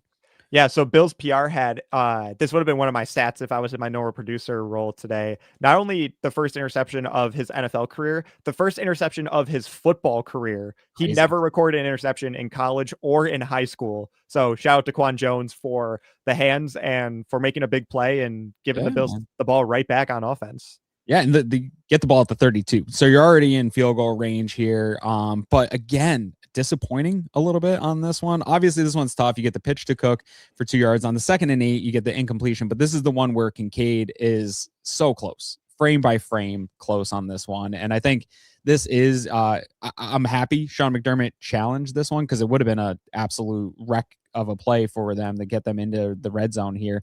And I think you probably take that and score off that in the red zone. But instead, it doesn't get overturned. But I'm happy that they challenged this one. Like, the term inconclusive is really all that mattered to this one, right, Colin? Like, yeah, so I am actually going to disagree with you on that one. I was disappointed that Sean McDermott challenged. From the first replay I saw, I thought it was way too close to be conclusive enough to overturn because the ruling on the field was incomplete. From the first replay I saw, his right foot, I saw it get down, but it went down and hit the green of the turf and the white of the sideline simultaneously, or close enough where it was inconclusive, like you mentioned. I was not a fan of that challenge. I had no expectation of it getting overturned, but I can understand why, because the payoff, if it does go your way, is such a game changer. It sets you up inside the 10-yard line, and you probably score another touchdown as a result. So I can understand it from that point of view. But I personally had no expectation of that getting overturned. So great catch by Kincaid, though. His only target of the game. I think that is a big issue, though. And that's a discussion for a different time, though. Sure. I think, yeah. To me, when guys make plays like that, having the confidence to throw the flag, I don't know what views they get in that quick second. Like, we're sitting at home on the couch getting a replay. I know that they get those replays internally. I don't know how the communication goes on that, but Sean McDermott has held that flag in his pocket a number of times. And I like the aggressive nature there, because if you get that and you go up with another touchdown, this game's wrapped. Like, that's it. You're up at like a 98% win probability now going in. Instead, it doesn't get reversed. You 3rd and 8. It's an incomplete pass. You go to 4th and 8. You take a 41-yard field goal. Badgley makes it, so that's good. That's not a gimme field goal from 41. He puts it right down the middle, so it feels a little bit better. He missed an extra point earlier. Now you're trying him out for a 41-yard field goal, so not a gimme by any means. And later in the game, obviously, we'll talk about it, they come up. They don't send Badgley out for a field goal in a moment there, but good for him to make that. Goes 23-10. I'm still thinking, like, all right, like, not ideal. You have a couple offensive drives kind of stall out here, but you got some points. You made it, 13-point game here. Keep chipping away. You're a second half team. You're not going to allow them to come down. This one, if I was a Browns content creator, would be my Browns drive of the game. This is hard. And this is where my kind of argument, like, I don't care about the yards in between the 20s, but when you allow a team to come down and do a drive like this, it's Sanders for 4 yards, Sanders for 4 yards. Then you get the flag, but it doesn't matter because Sanders gets the first down. You get another jet sweep to Corley. You get a first down on that. You're across midfield here. Sanders gets another 3 yards. It just felt like 3.5 to 4 yards per touch on this drive. You do get a pressure from our big fan of the show. We're huge fans of Andre Jones Jr. He gets out on this drive. And I think that, honestly, part of the frustration of this drive, Mathis is out on this one. Jones Jr. is out on this one. I don't know what the rotation was on this, but you had a lot of guys that aren't in spots consistently on the defense and showed up here in a number of ways. Yeah, so I know TJ Sanders was out here as well, because on the very first play of this drive, you had Shadur Sanders handing the ball off to Raheem Sanders, and he was tackled by TJ Sanders. Right. So yeah, definitely the back end of your rotation with TJ Sanders, Fedarian Mathis, and Andre Jones Jr. all out there on the same drive. Obviously not ideal, but Rousseau and Bosa can't play 100% of the snaps. Correct. But like you said, Andre Jones Jr., a quick pressure draws a 10-yard holding penalty. Shout out legend of the program, Andre Jones Jr. Absolutely. Made an impact. It's good. He's got a nice frame. Like if there's something there, I would be excited about that. But yeah, he makes the most out of that opportunity. Then this is that one I talked about earlier. It's a 2nd and 17. And it goes for 1 yard to Williams on that kind of like swing pass screen. Taryn and Bernard sniffed that out, and they were right there. And those are two guys that have taken a lot of flack this season, and they were right there to put yourself in a 3rd and 16. I think this might be one of the more frustrating plays of the game because you get the stop here. And obviously, Matt Milano does kind of over pursue the play on Judy. Judy gets the ball, but I can see why the ref called this one a tripping on Matt Milano. It becomes an unnecessary roughness, tripping, or no, it's a personal foul, tripping, and you get the 15 yards plus the first down. So it was the 3rd and 16. The Bills end up giving that up. It's a tough one. I wish this is where the NFL replay could kind of come in on a play like this, because I see why they called it tripping. Like he falls forward, the leg comes up, but he doesn't actually technically trip him. And so you're penalized, massive penalty, 15 yards, you get a first down and allow this drive to continue, which should have been a stop for the Bills on this play. I understand why the flag was thrown, because in real time it did look like a trip, but in real time you also saw Milano over pursue and kind of lose his balance. And on the replay from the back end camera angle, it showed he actually did make contact with his arm. He reached his arm out to help make the tackle. So tough call. Could Milano have like leaned off of it a little bit to try to make it not look like a tripping? Potentially. I think it's just an unfortunate circumstance and some of the variability that we've been talking about in today's game where a flag doesn't go your way. Quick shout out to, I want to say the Raiders just tied it up 7-7 against the Texans. So speaking of the NFL being a week-to-week league, Brock Bowers just tied things up 7-7. The Raiders will definitely disappoint us, though. You never know, Aaron. You never know. You never know. Shout out Greg Vorse. I hope the Raiders get this one for you, although he's probably hoping for better draft position. The poor Raiders fans probably don't want wins right now. But back to this one. So they are able to convert that play. Bills aren't able to get off the field on this one. They give you a free 5 yards. It's a 1st and 15. This is another one where it's tipped by Walker on this play. So you're in a 2nd and 15. And then Sanders, another slippery out of the pocket, rushes for 14 on this one. Just frustrating all day, his ability to get out of the pocket. And he's not the kind of guy you want to set up those odd mirror looks. But you saw Bernard kind of spying on him a little bit later in this game because he was able to gash you in some of these situations. You're in 2nd and 15. He picks up 14.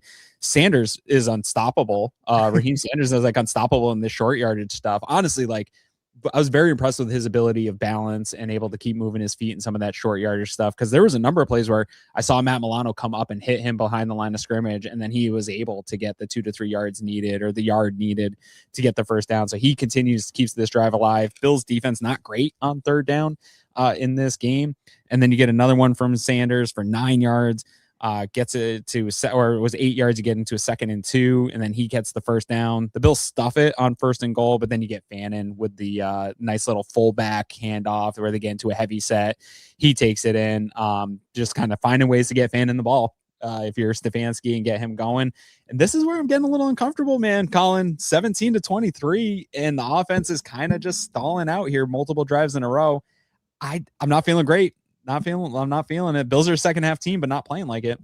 Right. Definitely after the Bills have had the ball twice in the second half and have only come away with 3 points, and Cleveland answers to make it a 1-possession game again. And the Bills don't score any more points the rest of the game with a minute 36 left in the 3rd quarter was when Cleveland scored to make it a 6-point game. So scary situation. Like if I told you the Bills were only beating the Browns by 6 with 16 and a half minutes of the game left and they don't score any more points, I don't think you want that scenario if you know that ahead of time with no context.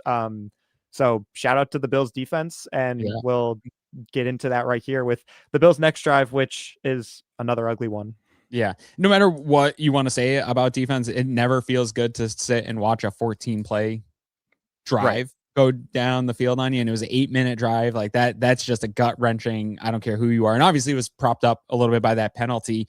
But man, just tough pill to swallow to sit there and watch that drive. But yeah. And then right here, the Bills get the ball back. This was probably my most frustrating one. And this is where I got into some of those Twitter fights. You get a swing pass to Cook, the same pass that we saw earlier where James Cook dropped it. Allen takes a little bit off of this one. Cook goes out for 17 yards. You give Cook open field, his explosion's just going to get you an explosive play. He gets 15. Cook bounces one to the outside for 5 yards. You're up at midfield already on 2 plays.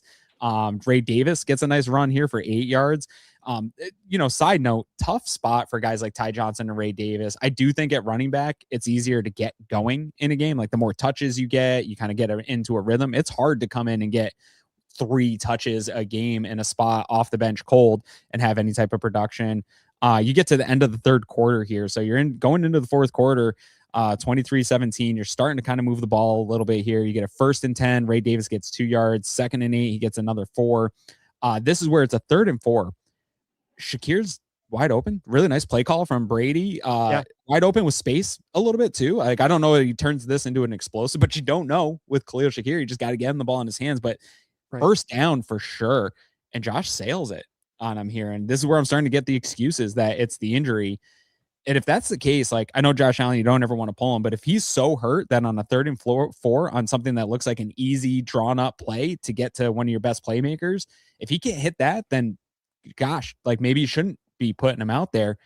I love, you're kind of in no man's land here. Obviously, if you had Tyler Bass, you probably go out and take the field goal here. If you had Prater, I think you also, but having a guy off the street like Badgley, I don't know what it would be, the field goal from here, but you're in a 4th and 4 situation. What would that be? It was from the 33, so it would have been a 50-yard field goal.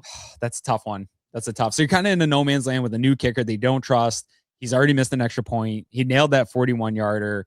I like the aggression though of leaving the offense. Yeah. It's 4th and 4. Go for it. 4th and 4. Go for it. Let's keep this drive alive.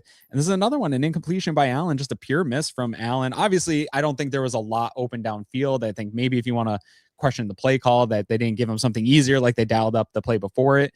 But a total miss. Honestly, it could have been a ball that gets intercepted in a situation like this, which would have been just an arm putt. But it's a turnover on downs here. In a big spot in this game, man. And I pin this mostly on Josh Allen.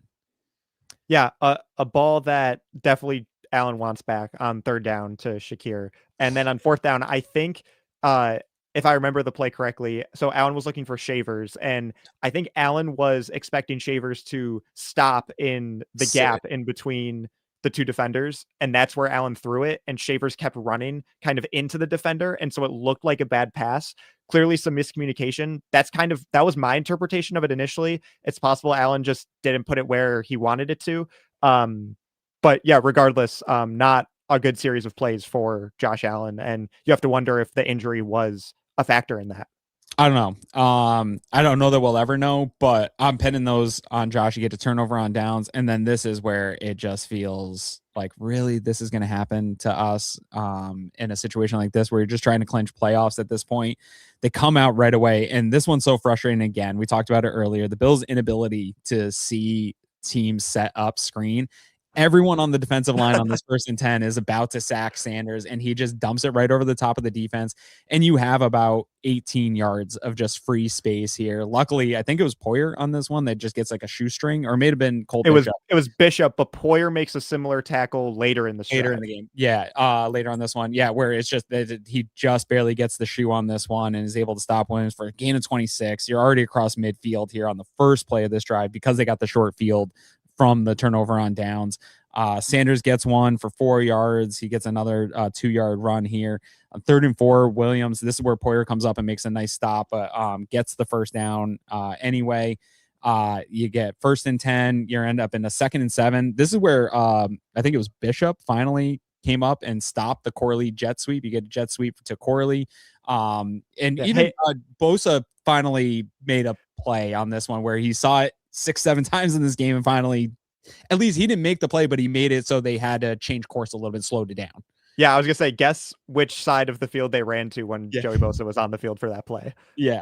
But yeah, Bishop recognizing that they were going to flip it a second time on the same play, flip fields. Good tackle by the sophomore safety.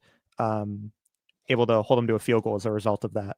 Yeah, and this was, later in the game, Groot gets game ball for me, but Poyer on this 3rd and 3, Jordan Poyer coming up on a swing pass, which they were kind of killing the Bills with in this game. It was like a little bit of a swing screen. Poyer comes from depth and makes a huge tackle for a 7-yard loss on this one. And I think that 7-yard loss is huge because if this play just goes for no gain or a 1-yard gain, I think Cleveland's going for it in this situation. And instead, you get a swing pass and it's 4th and 10 and it's a 41-yard field goal attempt. And that's a huge play in a game like this where you go from the opportunity to go for it on a 4th down, keep this drive going, to settling for a field goal and still being down 3 points. And obviously, nobody scores. You guys, spoiler alert, you know the end of this game. That play in itself, fantastic for Poyer to come up and make that play and kind of swings the momentum of this game. I absolutely agree that would have been 4-down territory for the Browns if they get just no yardage on that play, but Yeah. a 7-yard loss, it's much different going forward on 4th and 10 than 4th and 3. When it's a 6-point game, I would have been mad if the Bills were in that situation and didn't go for it on 4th and 3. So another 4-point swing from Jordan Poyer, and that ends up being the difference in this game. As we get to the Bills with another ugly drive.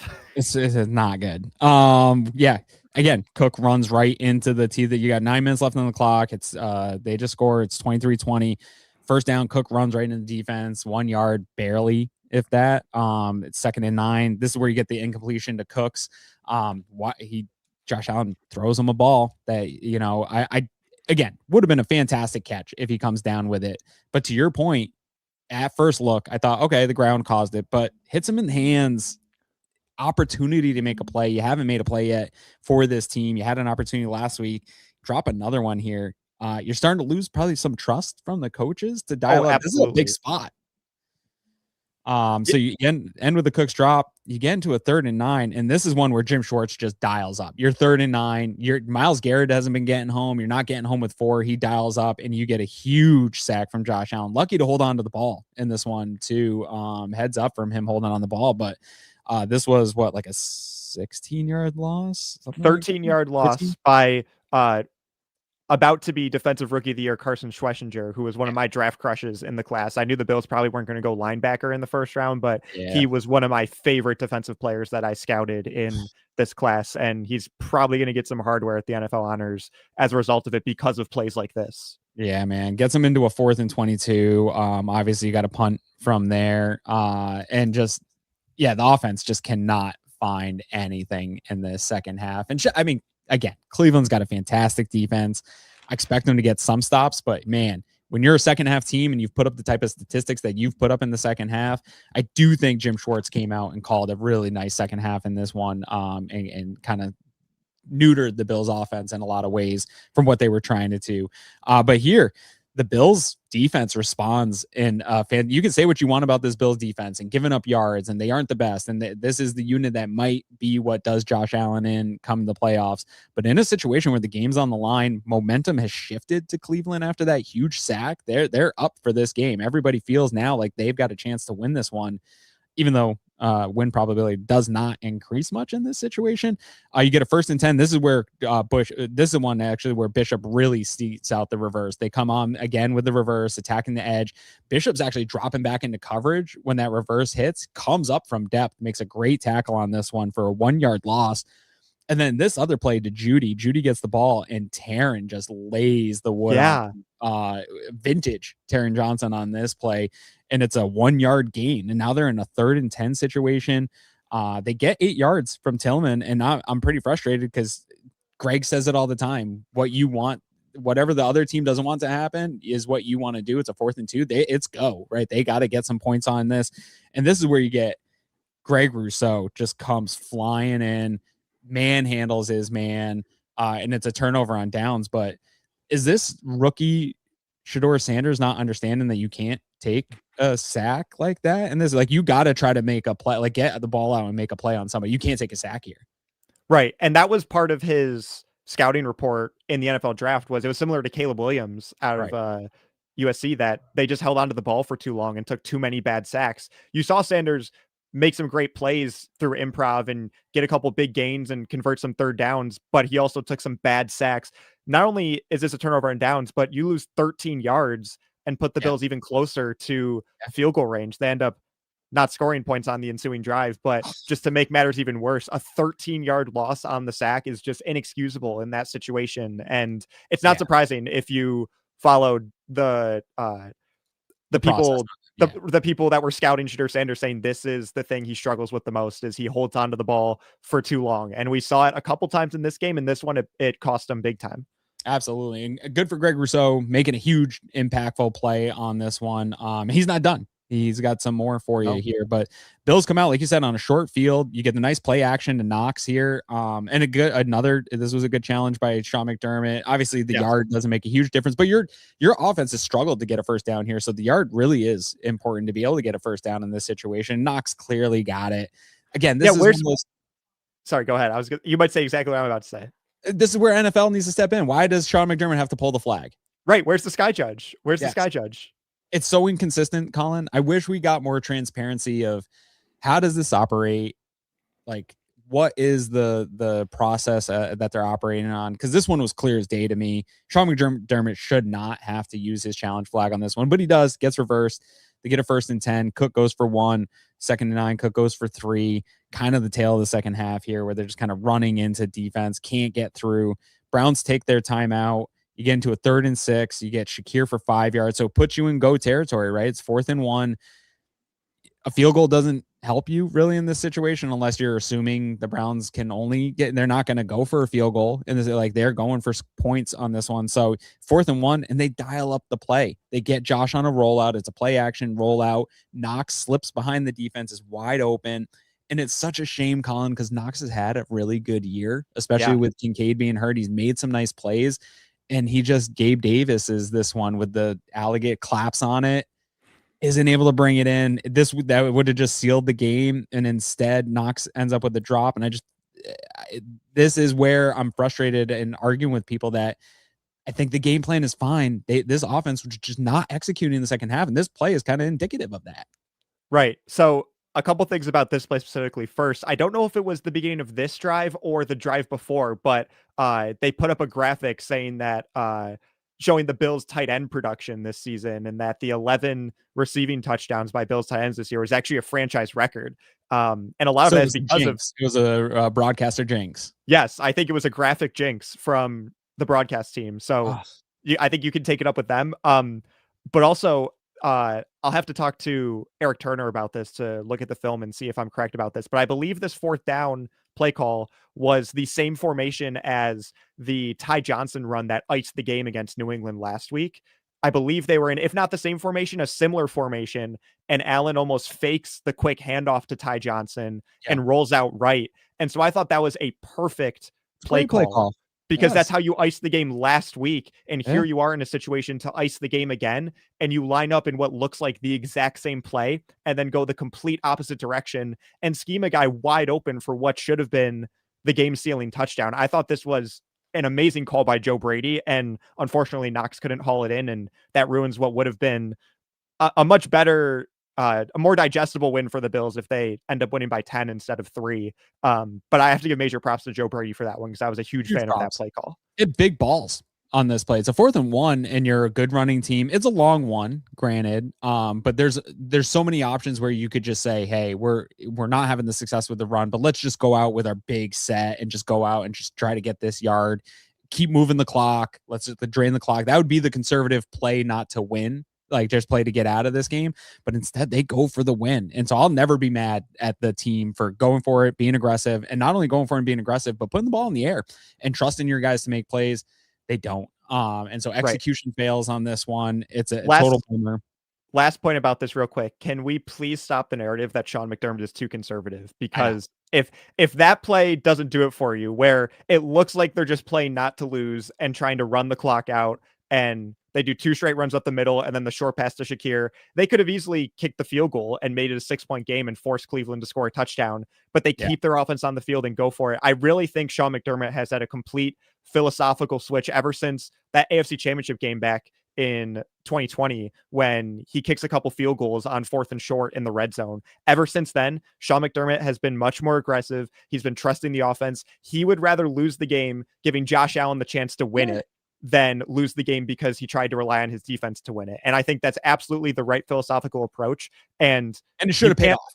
Yes, it should have, because it was all there. It was all there. Yeah. So super frustrating. The Browns, how much time's on the clock here? It's like they get the ball with 2:47. I was gonna say about 3 minutes left. First down. Nice play to Corley. And they get a first down there. Super frustrating that they're just giving up yards like that. The defense has played so good. I'm not feeling great right there. Another 1st and 10. This is where you get a really nice blitz dialed up. This is a zone blitz. Poyer and Greg Rousseau come in immediately on the pressure, loss of 8 yards. They split the sack there. You're into a 2nd 18, and this is where this won't show up in the stat sheet for Greg Rousseau, but he, again, almost gets him to a safety. It turns into a grounding, and they are on the 1 yard line. It's a loss of 14 with the grounding. Won't show up in Groot's stat sheet. I don't know how PFF grades it, but I hope they do him justice on this, because this is just an absolute game alter. This puts the game totally away. You get to the 2-minute warning here. They're 3rd and 32. Throw up an incompletion. It was a cool play that Cam Lewis came over and made. I don't think that ball had a chance anyway on the 3rd and 32. And obviously 4th and 32 from your 1. You have to punt. Like, you can't go. I'm sure they would have loved to keep the ball, knowing that if you give the ball back to the Bills, there's little to no chance that you could make a comeback. You have your 2 timeouts still, but they do punt.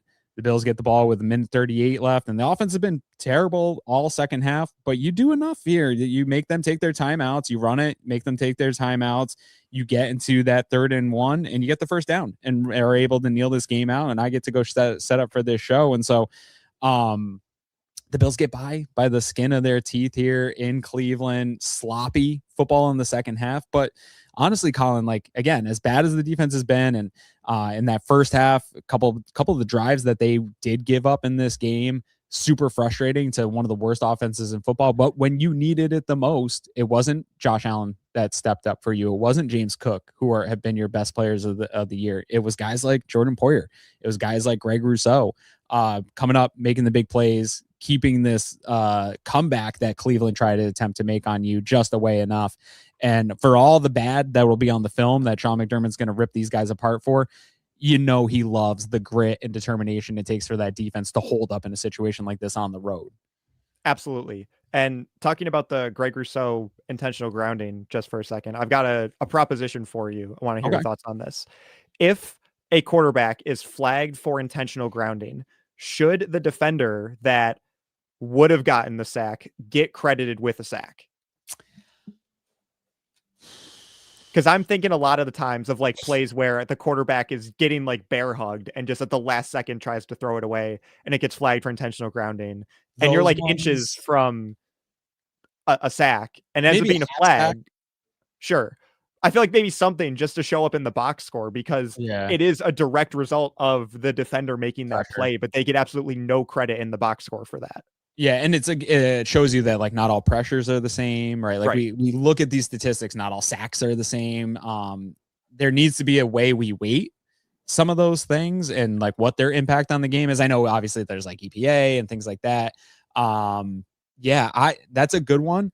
I stated this for many years that those pressures that do convert to sacks, there needs to be a statistic that we hold for those guys that are getting pressures and aren't necessarily getting the sack themselves, where it's like an assisted sack statistic or something like that. And I think that you can maybe put that in with those intentional grounding ones. I think it's interesting. He should at least got a half sack on it, but either way, that Greg Rousseau is getting my game ball for plays like that tonight. Yeah, my game ball is going to go to James Cook, and I've got a couple stats for you. If we want to move to our Southern tier, what's brewing? Yeah. Let you change that. There we go. So James Cook currently leads the NFL in rushing yards, which I think we just have to take a moment to appreciate that in the Josh Allen era, they found a running back that you can rely on as much as James Cook has been able to be relied on this year. We've said for years how Allen needs help and needs someone else in the offense that can help be the engine to carry this team. And that has absolutely been James Cook this year. So shout out to him. He is up to Sorry, I just had it. He is up to 1,532 rushing yards on the year, which is Great. already the third most by a Bill in franchise history, trailing OJ Simpson twice, 2 different seasons, his 2,000-yard season, and Which then we he had should an just 1,800-yard redact season. him from our history anyway and just give it to James Cook. Right. So James Cook, greatest running back in Bills history. Yeah. Well, Thurman Thomas probably still with the receiving aspect, total yardage. Cook isn't there yet, but No. Jordan Poyer, also a guy you've mentioned a lot today, recorded an interception, a half sack, and 11 total defensive tackles, which is he's one of 4 Bills all time to do that in a game, joining Tremaine Edmonds, Kiko Alonso, and Angelo Crowell. He also joins Chargers linebacker Dion Henley as the only NFL player to do so this season. So half a sack, 11 total tackles, and an interception. What a game for Jordan Poyer. He or James Cook would probably get my game ball. So there's some stats for you. There's What's Brewing, sponsored by Southern Tier Brewing Company. And that was James Cook's 9th 100-yard rushing game of the season. Is that? Yes, I had that somewhere too. I think I say yes. 9th 100-yard rushing performance, tying him for the second most in team history in a single season. Thurman Thomas in 1992 is tied with him. OJ Simpson had 11 in 1973. Crazy. And 11, that was like a 14-game season too. Yeah. That's crazy. Yeah, to have a 2,000-yard season in 14 games is ridiculous, but unbelievable. And that's I think that also puts him at the most 100-yard rushing games for the NFL this year as well, with getting 9. I don't think anybody. I think Taylor had 8. So going into this game, they were tied, and he takes the lead in that. So again, I've been tweeting it out a ton, Colin. If he's not all-pro running back this year, I want to riot. I want to go to the NFL offices or the AP offices and demand absolute great season. So multiple game balls to go around in this one. For me, giving it to Groot, not only the impact that he made on this game, but the conversation around him, with him getting a contract extension and the frustration that, the Bills aren't the pass rush team that maybe we wanted them to be when Ed Oliver and Michael Hoyt were, like, on paper and in theory what we were expecting this defense to be. But he's consistently been one of the better players on this defense. And so it doesn't always show up in the stat sheet so him to make big plays that also showed up in the stat sheet, but then again, in classic Groot manner, making maybe the biggest play in the spot in this game that doesn't show up on the stat sheet. Hats off to him. So I just want to give him credit, because that conversation around him has been odd to me this year, and showing today that he can be a player that makes some big impact. But love the story of Jordan Poyer coming back to this defense, resurrecting the end of his career here. Would be super meaningful if this makes that type of run. You said, if they're going to make a run like this, it's going to be having Jordan Poyer, Matt Milano, guys like that have been in this system a long time, making those plays. So fantastic stuff from our friends at Southern Tier Brewing Company with our What's Brewing here. Colin wearing multiple hats here, coming up and being part of the post-game show and still doing his producer Colin roles. Let's get out of here, man. It's almost the holidays. You got anything else for the people here today? No, we've spent too long talking about a 3-point win over the Cleveland Browns, but shout out to the 1,890 live viewers. We appreciate it. We love you guys. We hope you have a great holiday season. Thank you for all the comments in the chat, especially supporting Greg, who we're all thinking of right now. I know I've only gotten to know him personally over the last couple months, but just such a genuine, funny, kind human. And so I'm thinking about him and his family during this time, and hope everyone has a great holiday season. And we're trying to sort out a show to do this week to preview the Eagles. So stay tuned on socials for that. But with that, I'll hand it back to you, Aaron, for the outro. Yeah, man. I just want to say happy holidays to everyone. Shout out, Del Reed invited me last night to participate. Buffalo got back the world record for the largest wing eating competition. It was held by Jeff Bezos and Amazon in Las Vegas. So that doesn't feel right. No. We were able to get it back here in Buffalo last night. Del had me as part of his team. It was fantastic. It was for a great fundraiser for raising awareness on mental health in young and adolescent teens and adolescents, which is a great cause. Totally in support of. So shout out to them. Exactly what the holiday spirit is, exactly what Buffalo, City of Good Neighbors, is all about. And so I hope everybody has a fantastic holiday season here this week. I hope that it's everything that you want it to be. And in the words of Josh Allen, be good, do good, God bless, and go Bills, God bless. On behalf of producer Colin and our good friend Greg Thompson, who Merry Christmas to Greg and your family. I am Aaron Quinn. You've been listening to the Cover One Buffalo podcast, and we are out.